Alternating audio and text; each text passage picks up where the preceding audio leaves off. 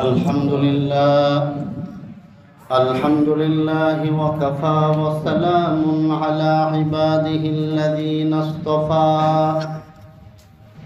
أما بعد فأعوذ بالله من الشيطان الرجيم بسم الله الرحمن الرحيم شهر رمضان الذي أنزل فيه القرآن هدى للناس وبينات من الهدى فمن شهد منكم الشهر فليصمه ومن كان مريضا أو على سفر فعدة من أيام أخر وقال تعالى يا أيها الذين آمنوا كتب عليكم الصيام كما كتب على الذين من قبلكم لعلكم تتقون وقال نبينا وإمامنا وقدوتنا صلى الله عليه وسلم أحصوا هلال شعبان لرمضان أو كما قال عليه الصلاة والسلام سبحانك لا علم لنا إلا ما علمتنا إنك أنت العليم الحكيم شكرا محبة الشهيد رب إبراهيم اللهم صل على محمد وعلى آل محمد كما صليت على إبراهيم وعلى آل إبراهيم إنك حميد مجيد اللهم بارك على محمد وعلى آل محمد كما باركت على إبراهيم وعلى آل إبراهيم إنك حميد مجيد সম্মানিত হাজিরিন আল্লাহ পাক রব্বুল আলামিনের অসংখ্য অগণিত শুকরিয়া যেই মওলাই পাক আমাদেরকে জুমার নামাজ আদায় করার জন্য তার ঘরে এসে কাতারবন্দি হয়ে বসবার তৌফিক দান করেছেন অতএব দিল থেকে কালিমাতুশ শুকর বলুন আলহামদুলিল্লাহ। সম্মানিত হাজিরিন রমজানুল মুবারক আমাদের কাছাকাছি এসে গিয়েছে। সম্মানিত হাজিরিন আল্লাহ পাক রব্বুল আলামিন আমাদেরকে খায়রে উম্মত শ্রেষ্ঠ উম্মত হিসাবে অভিহিত করেছেন। আল্লাহ পাক রব্বুল আলামিন কোরআনে কারীমের মধ্যে বলেন কুনতুম খায়রা উম্মাতিন, তোমরা হলে শ্রেষ্ঠ উম্মত। আমরা মুহাম্মদুর রাসূলুল্লাহ সাল্লাল্লাহু আলাইহি ওয়াসাল্লামের শ্রেষ্ঠ উম্মত। রাসূল করিম সাল্লাল্লাহু আলাইহি ওয়াসাল্লাম আমাদেরকে শ্রেষ্ঠ উম্মত বলেছেন। রাসূল করিম সাল্লাল্লাহু আলাইহি ওয়াসাল্লাম অন্য হাদিসের মধ্যে আমাদেরকে শুধু শ্রেষ্ঠ উম্মত বলেন নাই, নবীজি বলছেন যে আমরা আল্লাহ পাক রব্বুল আলামিনের রহমত প্রাপ্ত উম্মত। বলেন সুবহানাল্লাহ। নবীজি বলেন উম্মতি হাদিহি উম্মাতুন মারহুমাতুন, আমার এই উম্মত হলো রহমত প্রাপ্ত উম্মত। বলেন সুবহানাল্লাহ। আবু দাউদ শরীফের 4278 নম্বর হাদিস। এই হাদিসে নবীজি বলেছেন উম্মতি হাদিহি উম্মাতুন মারহুমাতুন, আমার উম্মত হলো রহমত প্রাপ্ত উম্মত।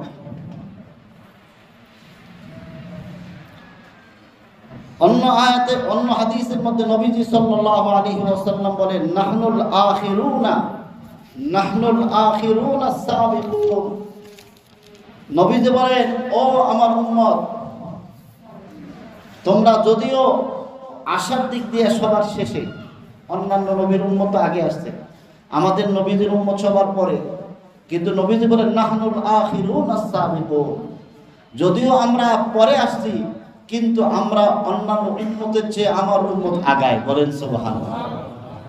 এমনকি নবীজি বলেন আমার উম্মত জান্নাতে যাওয়ার আগে অন্য কোনো উম্মত জান্নাতে যাবে না, আমার উম্মত আগে জান্নাতে যাবে। সুবহানাল্লাহ। নবীজি বলেন আরজু আন তাকুনু নিসফা আহলিল জান্নাহ। নবীজি বলেন আমার আশা আমার উম্মত জান্নাতীদের মধ্যে অর্ধেক হবে। সমস্ত 2,24,000 পয়গম্বরের মধ্যে অন্যান্য পয়গম্বরের উম্মত হবে অর্ধেক, আর আমি মুহাম্মদুর রাসূলুল্লাহ আখিরি পয়গম্বর, আমার উম্মত হবে জান্নাতীদের মধ্যে অর্ধেক। বলেন সুবহানাল্লাহ। আরজু আন তাকুনু নিসফা আহলিল জান্নাহ, আমি আশা রাখি আমার উম্মত ও আমার উম্মত তোমরা অর্ধেক হবে জান্নাতীদের মধ্যে, অর্ধেক উম্মত হবে আমার। এটা নবীজি বলে গিয়েছে। মুহতারাম হাজিরিন, তো আমরা এই দামি উম্মত হতে পেরেছি কি জন্য? এই দামি উম্মত হওয়ার জন্য আল্লাহ তাআলা আমাদেরকে বিশেষ 5টা নিয়ামত দিয়েছেন। বলেন সুবহানাল্লাহ। যেই 5টা নিয়ামতের কারণে আমরা দামি উম্মত হতে পেরেছি। 1 নম্বর নিয়ামত আল্লাহ তাআলা আমাদেরকে দিয়েছেন সাইয়্যিদুল কুতুব।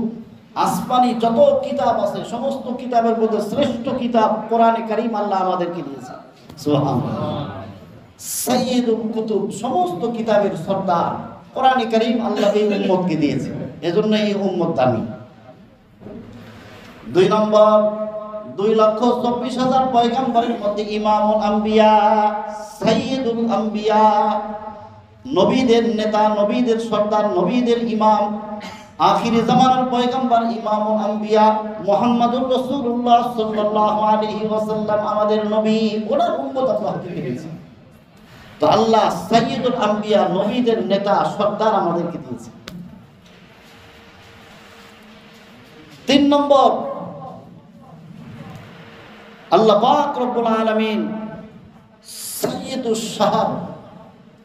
অন্যান্য উম্মতে রোজা ফরজ ছিল, কিন্তু আমাদের মতো এইভাবে নিয়মতান্ত্রিক ভাবে 1 মাসের রোজা এটা অন্যান্য উম্মত পায়নি। পাইছে, অন্যান্য উম্মতের মধ্যেও রোজা ছিল, কিন্তু আল্লাহ তাআলা আমাদেরকে সাইয়্যিদুশ শাহর, শ্রেষ্ঠ মাস রমজান আমাদেরকে দান করেছেন। সুবহানাল্লাহ। 4 নম্বর আল্লাহ পাক রব্বুল আলামিন আরেকটা বিশেষ মর্যাদা আমাদেরকে দিয়েছেন সাইয়্যিদুল লায়ালি, সমস্ত রাতের শ্রেষ্ঠ রাত শবে কদর আল্লাহ তাআলা এই উম্মতকে দিয়েছেন। বলেন সুবহানাল্লাহ। যেই শবে কদরের ইবাদত 1000 মাসের ইবাদতের চেয়েও বেশি উত্তম, 1000 মাসের ইবাদতের চেয়েও শবে কদরের ইবাদত বেশি দামি। এই সাইয়্যিদুল লায়ালি, সমস্ত রাতের সর্দার নেতা, দামি রাত, এই শবে কদর এটা এই উম্মতকে আল্লাহ তাআলা দিয়েছেন। সুবহানাল্লাহ। 5 নম্বর আল্লাহ পাক রব্বুল আলামিন আমাদেরকে আরেকটা নিয়ামত দান করেছেন, সেটা হলো সাইয়্যিদুল আইয়াম। 7 দিনের মধ্যে শ্রেষ্ঠ দিন হলো জুমার দিন। এই সাইয়্যিদুল আইয়াম, দিন সমূহের মধ্যে শ্রেষ্ঠ দিন জুমার দিন আল্লাহ তাআলা এই উম্মতকে দিয়েছেন। এই উম্মত আমরা যারা গরীব উম্মত, আমাদের জুমার দিন হলো এটা হজের মতো, ঈদের মতো এত দামি দিন আল্লাহ তাআলা আমাদেরকে দিয়েছেন। এই 5টা নিয়ামত, বিশেষ 5টা নিয়ামতের কারণে আমরা দামি উম্মত। বলেন সুবহানাল্লাহ। আমাদের হায়াত অল্প, কিন্তু আমাদের ফজিলত, আমলের ফজিলত বেশি হওয়ার কারণে অন্যান্য উম্মতের আগে আমরা জান্নাতে যাব। সুবহানাল্লাহ। হায়াত অল্প, আমল বেশি। নবীজি সাল্লাল্লাহু আলাইহি ওয়াসাল্লাম বলেন, ও আমার সাহাবায়ে কেরাম, আমার উম্মতের দৃষ্টান্ত হলো অন্যান্য উম্মতের তুলনায় আসর থেকে মাগরিব পর্যন্ত তোমাদের হায়াত অন্যান্য উম্মতের তুলনায় আসর থেকে মাগরিব পর্যন্ত সামান্য সময় না? যত নামাজের ওয়াক্ত আছে সবচেয়ে কম সময় হলো আসর থেকে মাগরিব পর্যন্ত। ফজর থেকে জোহর কত লম্বা সময়, জোহর থেকে আসরও লম্বা সময়, কিন্তু আসর থেকে মাগরিব অল্প সময়। মাগরিব থেকে এশাও একটু লম্বা আছে, কিন্তু আসর থেকে মাগরিব খুব অল্প সময় না? তো নবীজি বলেন অন্যান্য উম্মতের তুলনায় তোমাদের হায়াত হলো আসর থেকে মাগরিব পর্যন্ত, সূর্য ডুবার আগ পর্যন্ত। নবীজি সাল্লাল্লাহু আলাইহি ওয়াসাল্লাম বলেন, তাওরাতধারীদেরকে তাওরাত আল্লাহ পাক রব্বুল আলামিন দিয়েছেন। তাওরাত দেওয়ার পরে বলছেন তোমরা আমল করো। তারা ফজর থেকে নিয়ে জোহর পর্যন্ত আমল করেছে, পরিশ্রম করেছে, এরপরে ক্লান্ত হয়ে গিয়েছে। আল্লাহ পাক রব্বুল আলামিন তাদেরকে এক কিরাত পরিমাণ সওয়াব দিয়েছেন। এরপরে জাবুর যারা পেয়েছেন তাদেরকে আল্লাহ পাক রব্বুল আলামিন বলছেন তোমরা আমল করো। তারাও আমল শুরু করে দিয়েছে। তারা জোহর থেকে আসর পর্যন্ত কইরা ক্লান্ত হয়ে গেছে, তাদেরকে আল্লাহ তাআলা এক কিরাত সওয়াব দিয়েছে। এরপরে ইমামুল আম্বিয়া মুহাম্মদুর রাসূলুল্লাহ সাল্লাল্লাহু আলাইহি ওয়াসাল্লামের উম্মত তারা দুনিয়াতে এসেছেন, তাদেরকে কোরআন কারীম দিয়েছেন। রাসূল করিম সাল্লাল্লাহু আলাইহি ওয়াসাল্লাম বলেন, আমার উম্মতের দৃষ্টান্ত হলো আমার উম্মত যখন আমল করবে মাগরিব পর্যন্ত আল্লাহ তাআলা 2 কিরাত সওয়াব দিয়ে দিবেন। সুবহানাল্লাহ। এখন অন্যান্য উম্মত আল্লাহকে জিজ্ঞাসা করেন যে আল্লাহ আমরা কি দোষ করলাম, আমরা এত লম্বা সময় আমল করলাম, আমাদেরকে আপনি এক কিরাত করে দিলেন, আর আখিরি জামানার পয়গম্বর ইমামুল আম্বিয়া মুহাম্মদুর রাসূলুল্লাহর উম্মত তাদেরকে আপনি 2 কিরাত দিলেন। তখন আল্লাহ পাক রব্বুল আলামিন বলেন, ক্বালা ফাহুয়া ফাযলি, ও আমার বান্দা এটা হলো আমার অনুগ্রহ, উতিহু মিন মান আশা, আমার এই অনুগ্রহ যাকে চাই আমি তাকে দেই। বলেন সুবহানাল্লাহ। আল্লাহ তাআলা অনুগ্রহ করে আমাদেরকে এই নিয়ামত দিয়েছেন যে আমাদের আমল অল্প কিন্তু সওয়াব বেশি। এটা আল্লাহ বলেন উতিহু, আমি মান আশা, আমি যাকে চাই আমার এই ফজল আর অনুগ্রহ তাকে দেই। আমার ইচ্ছা, আমি কি তোমাদেরকে কম দিয়েছি বলে না, আমাদেরকে আপনি কম দেন নাই, কিন্তু আমি যে তাদেরকে 2 কিরাত অতিরিক্ত দিয়েছি এটা আমার বিশেষ অনুগ্রহ। বলেন সুবহানাল্লাহ। তাহলে মুহতারাম হাজিরিন, আল্লাহ তাআলা আমাদেরকে এত নিয়ামত দিয়েছেন, এত দামি বানিয়েছেন, আমাদের হায়াত অল্প আমল করব কিন্তু সওয়াব বেশি। এর মধ্যে একটা 5টা নিয়ামতের মধ্যে গুরুত্বপূর্ণ একটা নিয়ামত হলো রমজান। রমজান আল্লাহ তাআলা আমাদেরকে বিশেষভাবে দিয়েছেন যে রমজান আসবে, আমরা আমল করব, আমাদের আমলের সওয়াব অনেক অনেক গুণ বেড়ে যাবে। বলেন সুবহানাল্লাহ। আমরা দোয়া করব, কান্নাকাটি করব, আমাদের গুনাহ মাফ হয়ে যাবে। গুনাহ যদি না থাকে তাহলে আমাদের আমল বাড়বেই। আবার আমল যদি অল্প করি কিন্তু সওয়াব আল্লাহ যদি বেশি দেন তাদের চেয়ে অন্যান্য উম্মতের চেয়ে আমাদের আমল বেশি হবেই। এজন্য মুহতারাম হাজিরিন, রমজান মুবারকের মাত্র 1 সপ্তাহ বাকি আছে। এখন থেকে আমাদেরকে রমজানের পরিকল্পনা করতে হবে, নিজেকে পরিশুদ্ধ এবং আমলের অভ্যস্ত করে এখন থেকেই গড়ে তুলতে হবে। আমার যে সমস্ত গুনাহ আছে গুনাহগুলো এখন থেকে ছেড়ে দেব। এখন থেকে কোরআন কারীমের তেলাওয়াতের অভ্যাস, নফল নামাজের অভ্যাস, সুন্নাত তো অবশ্যই পড়বো, নফল পড়বো, তাসবিহ পড়বো, আওয়াবিল পড়বো, এখন থেকে অভ্যাস গড়ে তুলব। তাহাজ্জুদ শুরু করে দিব।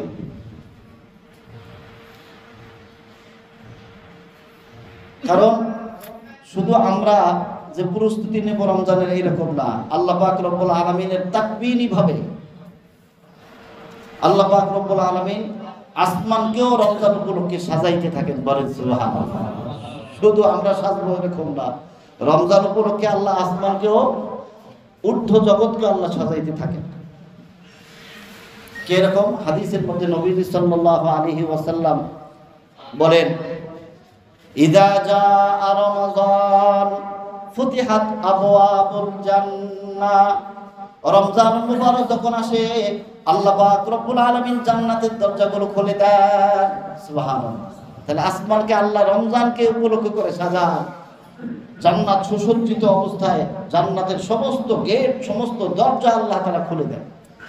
অন্য হাদিসের মধ্যে আসছে বুখারী শরীফের 1898 নম্বর হাদিস যেটা বললাম, আর মুসলিম শরীফের তিরমিজি শরীফের 682 নম্বর হাদিস, সেখানে নবী সাল্লাল্লাহু আলাইহি ওয়াসাল্লাম বলেন, ওয়াফুতিহাত আবওয়াবুল জান্নাহ, রমজান উপলক্ষে জান্নাতের দরজাগুলো খোলা হয়, ফালাম ইউগলাক মিনহা বাবুন, রমজানের উপলক্ষে জান্নাতের দরজাগুলো যে খোলা হয় একটা দরজা বন্ধ থাকে না, রমজানের শেষ পর্যন্ত জান্নাতের দরজা খোলা থাকে।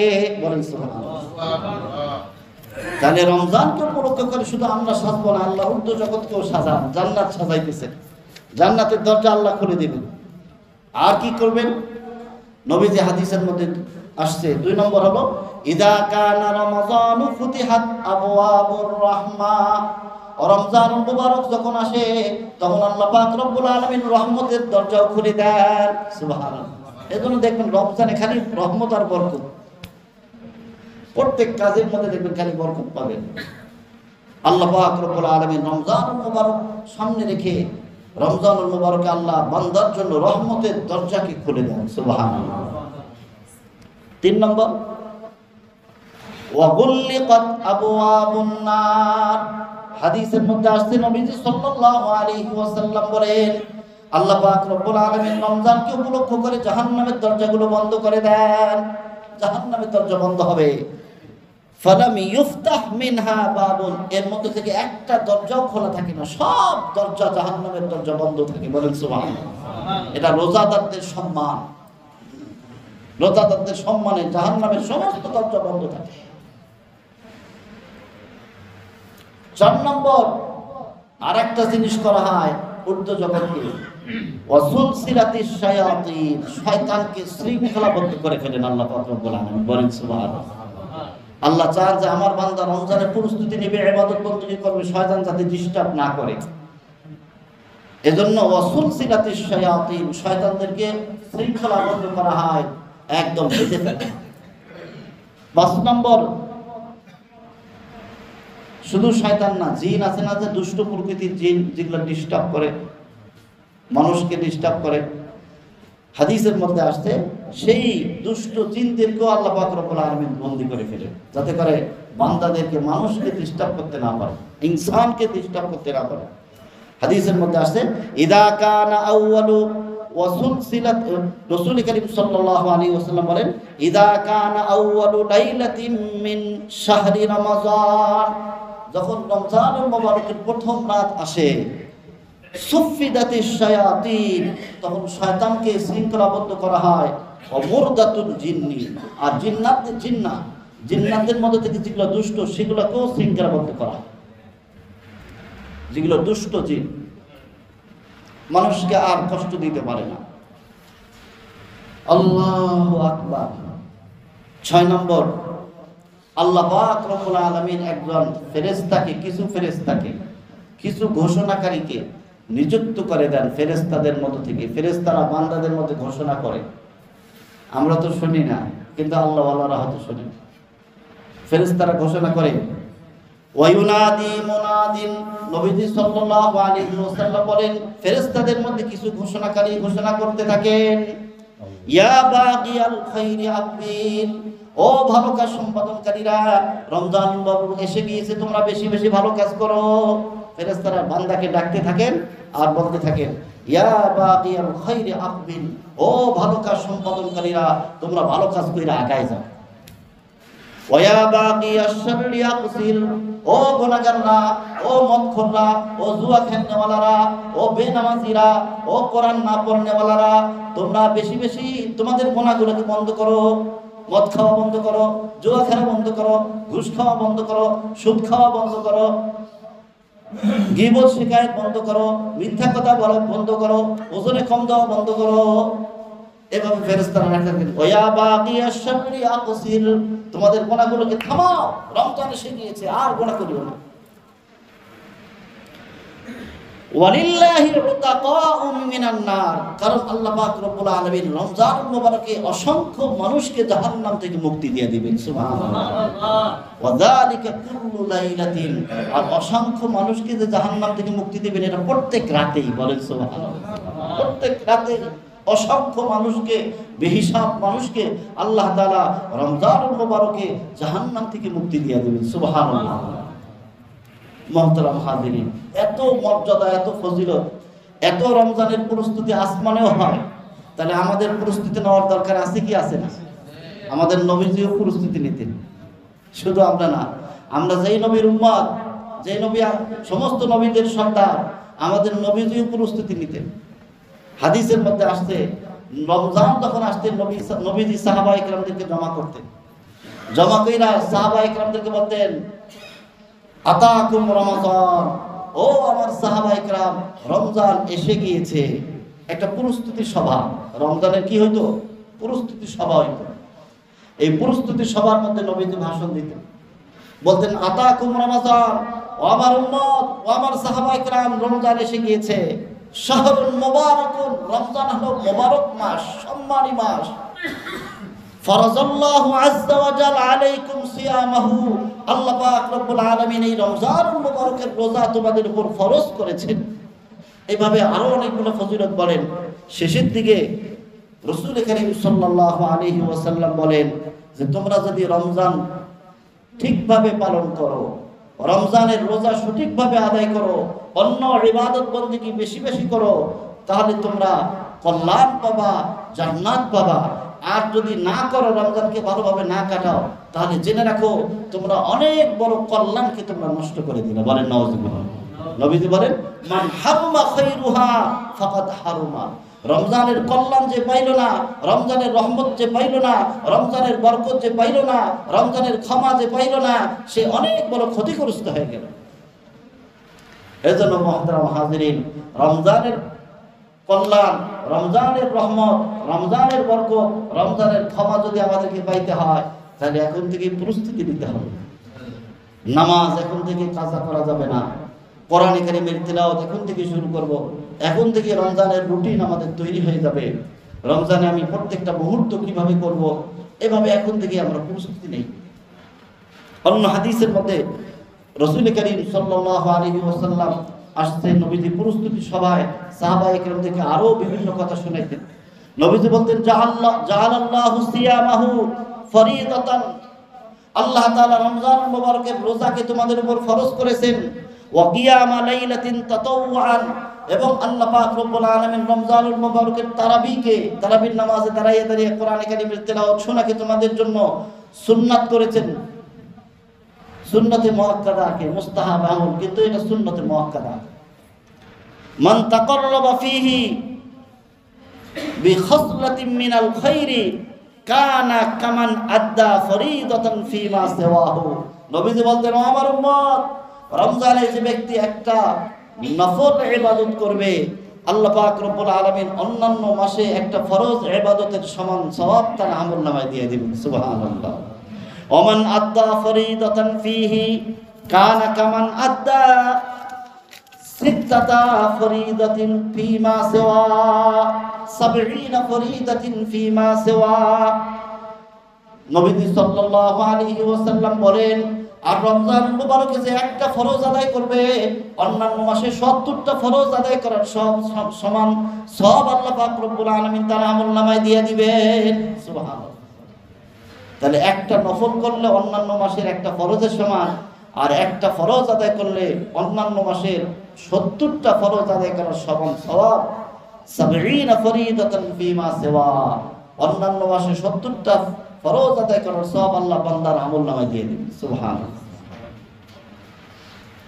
আল্লাহু আকবার। মুহতারাম হাজিরিন, 2 নম্বর নবীজি রমজানের প্রস্তুতির জন্য সাহাবায়ে কেরামদেরকে বলতেন, ও আমার সাহাবায়ে কেরাম, শাবানের মাসগুলো তোমরা হিসাব করো। আর কয়দিন আছে, আজকে কয় তারিখ, আর কয়দিন আছে, আর 2 দিন, আর 3 দিন, আর 4 দিন, এইভাবে একটা হিসাব করো। এজন্য নবীজি বলেন, আহসু হিলালা শাবান লি রমাদান, ও আমার উম্মত, রমজানুল মুবারকের সম্মানার্থে তোমরা শাবানের দিনগুলোকে, তারিখগুলোকে হিসাব করো। আর কয়দিন আছে ইনশাআল্লাহ, আল্লাহ তুমি আমার হায়াতটা বাড়ায় দাও, আর মাত্র 1 সপ্তাহ আছে। ও আল্লাহ, আমি যেন রমজান পাই, রমজান সুন্দরভাবে কাটাইতে পারি, রমজান আমার জীবন থেকে মাহরুম করে নিও না, আমাকে ডাক দিও না। এভাবে আল্লাহর কাছে দোয়া করা। নবীজি বলছেন সাহাবায়ে কেরামকে, আমার সাহাবায়ে কেরাম, তোমরা শাবানের দিনগুলোকে, তারিখগুলোকে হিসাব করো। আরেকটা কাজ নবীজি সাল্লাল্লাহু আলাইহি ওয়াসাল্লাম বলেছেন যে রমজান শুরু হওয়ার পূর্বে, নবীজি তো শাবান মাসে বেশি রোজা রাখতেন, কিন্তু রমজানের সম্মানার্থে রমজান শুরু হওয়ার পূর্বে 2 দিন, 1 দিন বা 2 দিন তোমরা রোজা রাখিও। কেন?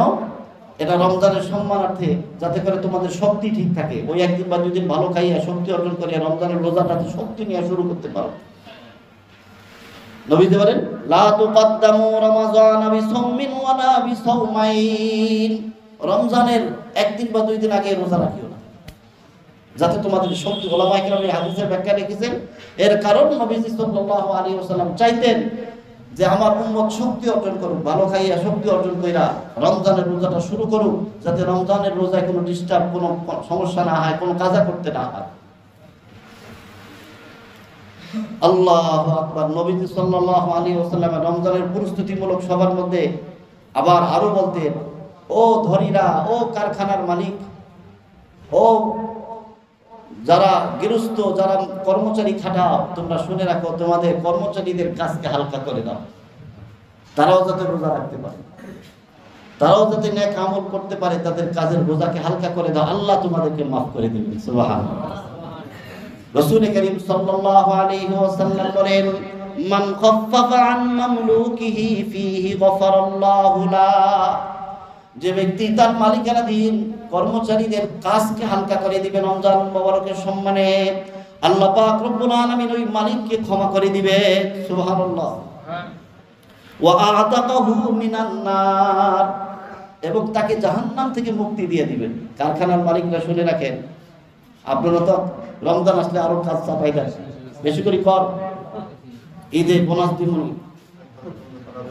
আল্লাহু আকবার।